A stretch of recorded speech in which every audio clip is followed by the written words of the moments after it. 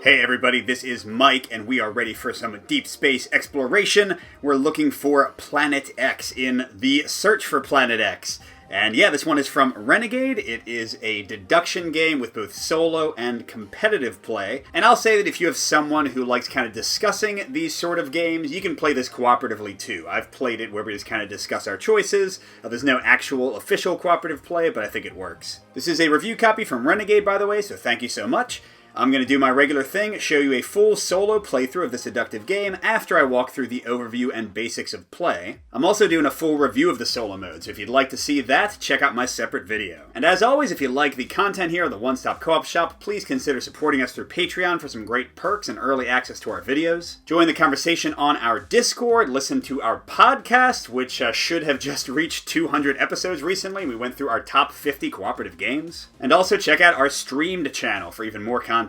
So switching views for a second, the actual core gameplay of the Search for Planet X is better shown on this swanky piece of paper here than on the nice board, because this is where you're going to be making your little deductions and figuring out things and tracking what happens in the game. So you'll see the board is divided into 12 sectors of majesty, and each of them has some possible objects that they could contain. And each one only has a single thing. So if there is a dwarf planet in Sector 3, then there won't be anything else there. And on top of that, there are a certain number of each object. We're on the standard side of the board, by the way, 12, because on the expert side, the solo has been whooping me repeatedly. I just tried to beat them like 4 games in a row before I filmed this to see if I could make it. And finally, I just gave up and went back to standard because I'm a coward. But yes, you can see that there are exactly 2 comets labeled C, 4 asteroids A, 1 dwarf planet, 2 gas clouds, 1 planet X, the biggest thing worth the most points that you're looking for, and 2 empty sectors. And they've each got special rules. You'll see that comets only show up in particular sectors, 5 out of 12. Asteroids are always adjacent to other asteroids. You're going to find them at least in pairs, so either 2 pairs or 1 giant block of 4. The dwarf planet, there's only 1, and it can't be next to Planet X. And usually you're going to find the dwarf planet before Planet X, of course. The gas clouds have to be adjacent to a truly empty sector. Planet X, as we already said, can't be next to a dwarf planet, and the big thing is it looks empty. Whenever you look for it, it's hiding in the background. You gotta search real good to track it down. Now, this game is app-driven, and I can already hear some of you leaving the video. But it handles all the deductive stuff and also makes solo play a breeze, so I really like it. But basically, you'll choose your actions up here. We'll go through each of those in a second. When the bot takes a turn, you'll do that. When you submit theories about where things are, because unlike a lot of deductive games, it's not just about ending the game and finding Planet X. You're going to be building up points throughout by identifying other stuff, and sometimes taking that gut check and guessing what something is. You'll also get other information. Lots of cool stuff through the app, but we'll see that as we go. And the core crux of gameplay is that you have your pawns. Here I'm the red one, the bot is the blue. And they're going to be traveling around the exterior of this sector, and every action you or the bot takes will take between 1 and 4 time, and that'll move you that far away. So let's say I did 3 time, I'd go 1, 2, 3. And the player whose turn it is the one furthest back. So in this case, the bot. But if you land on the same space as somebody else, you go past them so that they will go before you if they were already there. But you are limited by the rotation of the Earth and the visible sky. And that's represented by this little kind of cutout portion that for the standard board shows half of the board at the time. See sectors 1 through 6 out of 12 here. This rotates so that it's always adjacent to the side behind the furthest back player. So like if 2 now went, then it would rotate to be right there. Then if I jumped really far, it would rotate all the way to be behind blue. And first of all, this is going to change what you can look at and make guesses about, because you're generally limited for most actions to the visible sky. So I couldn't make some guess about what's in Sector 8 right now, because I can only see 2 through 7. But additionally, whenever the rotation covers up one of these little blue spots, that's when you're going to have the chance to submit theories, and they'll slowly trickle down. It's basically a race to guess what is in different sectors correctly. The bot will be doing it, you'll be doing it, but it also gives clues, because like if the bot's theory comes down, when it reaches the center, you have peer review, and I guess your peer astrologist will check your findings and let you know, yes, there actually was a comet in Sector 5. So sometimes you'll get information from that as well. And with those basics, there are 3 core actions in the game. The first one is research, which only takes a single time, but you can't do it twice in a row, so you have to do one of the other actions before you come back to it. And at the beginning of the game, they'll tell you what the research possibilities are, A through F. The X1 is a free research we'll get about Planet X later. And they're generally relational pieces of research. So G here means gas cloud, and C means comet. So research A here would tell me something about gas clouds and comets, like maybe a gas cloud is adjacent to a comet, or maybe they're not adjacent, or maybe they're opposite across from each other. So this can be helpful if you find like one type of thing. It might give you more information on a different type of body entirely. The second action you can take, which you can only do twice per game, is the target action. You pick any sector, you put your target token there, of course, on the board, costs 4 time, a whole bunch, and you find out exactly what is there. Just bam, done. Although, of course, Planet X looks like an empty space, so if you look there, you'll just see nothingness, and you won't know if you're right. And then finally, the most common action is surveying, in which you name any selection of visible sectors from 1 to 6 sectors. So I could say like 1 to 2. I could say 1 to 4. I could say 3 to 5. And you name one type of body and they tell you how many are there. So I could say like in 3 to 6, how many dwarf planets are there? And that's what I'll generally take notes on over here. And by triangulating and figuring out other things and process of elimination and these rules here, you'll try to figure out where things are. I'll kind of explain my strategy as I probably lose as we go. And by the way, I am playing on the hardest difficulty since I'm on the standard side. I still find that easier than a more basic difficulty on the expert side. So in easier difficulties, I would have already gotten a bunch of clues and I could have crossed off a bunch of these things. But I know nothing, and neither does the bot. They actually play by the rules, and sometimes you can use what they do to kind of figure out things for yourself. But let's jump into it.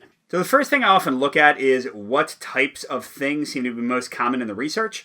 And in this case, a big one is the fact that the dwarf planet is going to tell me something about Planet X for free when this research comes up.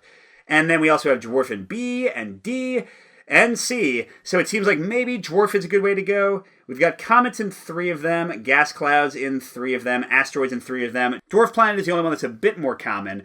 And there's also only 1 of them. So like if I do some little search like 1 to 4 and find it, I've already cut down my possibilities drastically. So to that end, let's start with a survey, and you just click it in the app. And it has a reminder that you can only do the visible sky, which is currently sectors 1 through 6 for me. And you'll see if you search 1, 2, or 3 sectors, it costs 4 times. 4, 5, or 6, it costs 3. So what I usually do is I try to do 4, like the minimum, to spend less time while still getting more information, because the more you cut it down, the more specific your information will be. All right, so we'll say dwarf planet, starting in sector 1, ending in sector 4. What the hey, maybe we'll get lucky. Survey says there are no dwarf planets in sectors 1 through 4. Hey, no information is sometimes good, right? So I moved myself 1, 2, 3. It would have been 1 more if I'd cut the sectors down more. But we're not going to rotate the visible sky yet because the bot is still in the 1 sector. And I can write myself a little clue. And this is the kind of code they recommend in the rulebook. The type of object, here D for dwarf planet, which sectors I search, 1 through 4, and what I found, 0.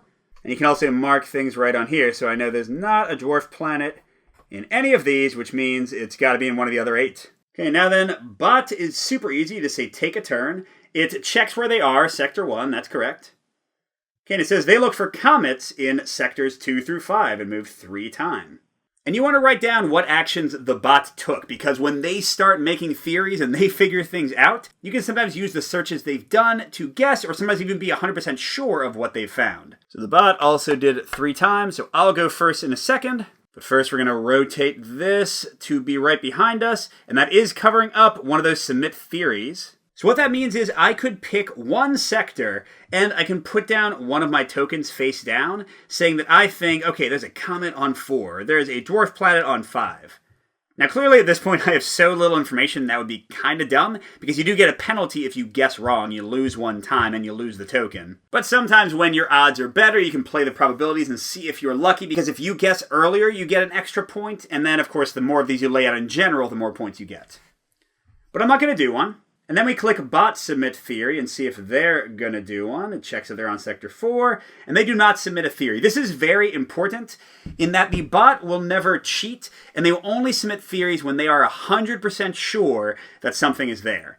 And we can see then that comets 2 through 5, 2, 3, and 5, that's what they search, these 3 spots. There are only 2 comets, so there's no way they could have known where the comets were from that survey. So there you go. Now I'll note, and the designers of the bot have talked about this, on the standard mode the bot gets no clues, so all they know at this point is exactly whatever they found out from that Comet survey. But on the expert side, they get some free clues and you don't know what they are, so they will make guesses earlier than seems like realistic or possible. Alright, so it's back to me, and we're at 4 through 9. So let's see, do I do a 5 through 8 for Dwarf Planet again? Sure! Let's keep knocking it down. And the AI doesn't really pay attention to what you're doing in a meaningful way. A real human player would probably be able to know that I didn't find the Dwarf Planet in 1 through 4, and by doing this I'd be giving them too much information. Ooh, there is a Dwarf Planet in sectors 5 through 8. So I know it's gotta be in one of these 4. Now, I'm probably not going to search for it in any more detail yet. I'm gonna look for other things in there and try to track it down that way.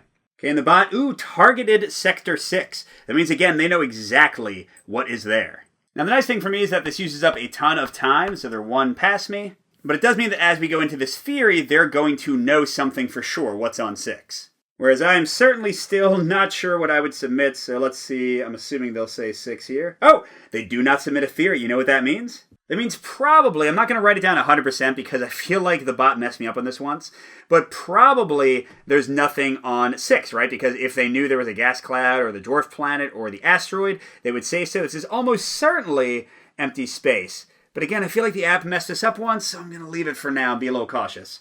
All right, now I've got 7, 8, 9, 10, 11, 12. And I know the dwarf planet is somewhere in 5 through 8, so I could search for it here and maybe narrow it down to 2 spaces, but I tend to like looking for other things at the same time. And I'm actually in kind of a cool place for comets, because look, there's 1 on 7 and 1 on 11, so I can look at 2 of the 5 spots. Maybe I'll get lucky and they'll both be there, but it'll only cost me 3 time, since I'm looking at just 5 sectors. So what the hey, let's try that out. Okay, and there's 1 in 7 and 11, so either of those, which means there's also going to be 1 in 2 through 5. See, I don't know if that showed me a ton, but it was something. And this rotates to be behind the bot, but we're not to our next theory. And when we get to this X, that's when we automatically find out that piece of research about Planet X. And the AI, looking for comets just on 11. Very interesting. I mean, they might as well have just targeted it, right? So they're moving their pawn forward 4 spaces. Interesting. Well, you know what? That actually makes a lot of sense now that I think about it, because clearly they only found 1 comet in their 2 through 5 search. So rather than being like me and spending 3 time to find out that it's one of these 2, they now know exactly which one it is. Because if that was a no, they know the comet's there. If that was a yes, they know it's on 11. So smart move, bot. And alright, as it comes around to me, there's going to be another theory submission chance. And I'm still a loser who knows nothing, but the bot is going to submit 7 or 11, I imagine, here, and then I'll know what they know. Oh, or they don't submit a theory. That doesn't seem right. They should know which one is a comet, shouldn't they? Well, maybe they're... I don't know. See, I feel like their submission of theories is a little wonky sometimes. All right, so I'm on space 10. I think I might do an 11 and 2 comet. Again, it crosses that threshold of 3 spaces and goes into 4. Maybe I'll get lucky and that'll be both of them. More likely to be 1, although, is that 1 actually worthwhile information? Well, what the hey? Gotta try it, right? So, going from 11 to 2. Here we go. 1 comet and 11 to 2. Darn it! So what could that mean? What could that mean? Since there was 1 with my 7 to 11 search and 1 with my 11 to 2 search, it either means that 11 is a comet, although if that's the case, why didn't the AI say so? And then if 11's a comet, I've eliminated 2 and 7, and the other one will be 3 and 5. Or it means both 7 and 2 are comets and we're done, but that seems like a really low chance, right? Well, while we ponder that, we're going to reach this little X space. And that again gives us a free research, which is this Planet X conference. And this one is about Planet X and dwarf planets. And it says it's not within 3 sectors of the dwarf planet. So we narrowed down that the dwarf planet has to be in one of these 4 spots, which would mean the Planet X definitely can't be any of these 4, because even if the dwarf planet was here, that would still be 3 away. Even if it was here, that would still be 3 away. So okay, that's narrowed down Planet X for a third of space. That's nice. All right, but now it is the bot's turn. Researching item C for this one time. So they know about asteroids and dwarf planets. Not much I can really do with that, unless they do something interesting. Alright, and this is advancing. I gotta imagine the AI is going to do a theory now, right? I still can't. Alright, so AI... Theory in Sector 11. So how you mark this for the AI is you take any color token that is not either of your colors and put it on the outermost space. And how theories work is every single time we have a chance for a theory now, this is going to move in 1.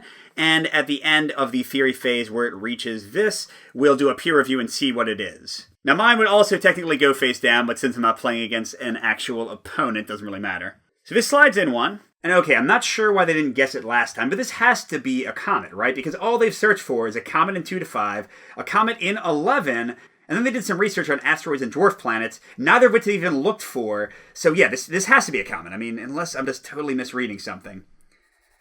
So I like to cross out everything else so I don't get confused. And if that's a comet, and I saw one comet in 7-11 and one comet 11-2, that would mean neither of these are comets. So the other one has to be 3 or 5, theoretically, right?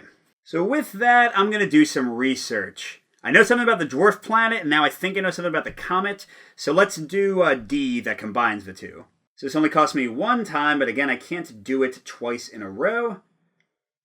Ooh, dwarf planet is not within 3 sectors of a comet. Really? That seems like it should be super useful.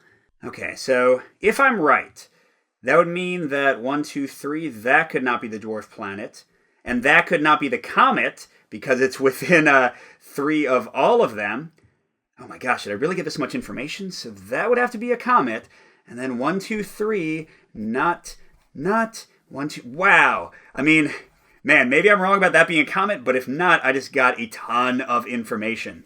And let's see, remember that planet X was not within 3 of a dwarf planet. So that means it wouldn't be here. It wouldn't be here. It wouldn't be here. So that means planet X has to be in one of these 3. Oh my gosh, man. And I'm only 1 ahead of the bot because I researched. And they're going to look for asteroids in sectors 2 through 6, move 3 ahead. Nice. All right, so man, I think, well, I just researched, so I can't research again, but I'm going to try to leverage the information I already have. Maybe I'll look for asteroids now. If I know that planet X has to be here, if 2 of these are asteroids, then I've basically found it, right? And man, maybe what if I target on 2 and just find out exactly what's there? Because if it's an asteroid, it has to be next to another asteroid. If it's a gas cloud, it has to be next to empty space. And either of those will let me know where planet X is. So yeah, I'm going to do a target on 2 and see if I get lucky. It does take a ton of time, but come on, man. Here we go, 2. Show me something good. Yes, there's an asteroid in sector 2. Did I already find planet X? All right, so asteroid here. If I've done everything else right, there has to be an asteroid here because they're in pairs. That would mean, gosh. Could this really be true? Because you need to know planet X and the 2 things adjacent, but I think I do, man. On my next turn, I'm going to call it. This will be crazy. But first, we do get to make a theory call. Gas clouds and dwarf planets are worth the most points for finding them, so I'm going to go ahead and say where the dwarf planet is, or at least where I think it is. Oh man, the bot says what's in sector 6 as well, which means I won't get the bonus for doing it first, because we did it simultaneously. And there's sector 11, one will be revealed next turn. But now let's see what the bot actually does before I make my wild guess. Looking for asteroids in sectors 4 through 8. Alright, and coming around to me. Alright, so it's all riding on whether I know for sure that 11 is a comet, right? Kind of everything came from that. So you're going to say 12 is planet X, 11 is a comet, 1 is an asteroid.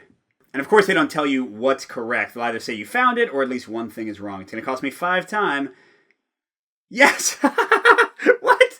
Oh my gosh. I've definitely never done this well before. So I'm going 5. 1, 2, 3, 4, 5. Which does matter because the bot can try to catch up in different ways based on how far ahead I am. I'm going to say what sector I'm on to help the bot. I'm on 11. And that lets them tell me what the bot's final action is. They can either put down one last theory, or even 2 if they're farther back. So where he is, he could put down 2 theories. Or they can also guess where planet X is. And the farther behind they are, the more they kind of catch up to the points I earn for that. Okay, good. They did not know, so they submit Sector 4 and 3, those theories, for some final points. And let's go to scoring and see how we did. So first of all, we can move all these theories to the inside, and then we can check them. Normally we would have done peer review and done 1 at a time. But here we can just reveal all the objects, and it gives us the full list. And this is important because we have to put down what the AI found, because each different type of object is worth different points. So in this case, we both found the dwarf planet on the same turn. They found both comets, which were certainly key to my strategy, and a gas cloud. That is a lot of points. I actually might not win this. In fact, what the heck? I'm kind of sure that I didn't, huh? So first you each get 1 point for the first person to name a particular object or being tied with somebody. So here the AIs got 4, and I've got just 1. None of us identified asteroids. Comets, they got both for 6 total. I got none. Gas Cloud, they got 1. I got none. We both got 4 for the dwarf planets. And then they got 0 for Planet X. You get 10 if you find it first, and then the further back you are, you could get 10 or close to it for finding it second. Yeah, I've got 15, and they've got 8, 14, 18. Huh!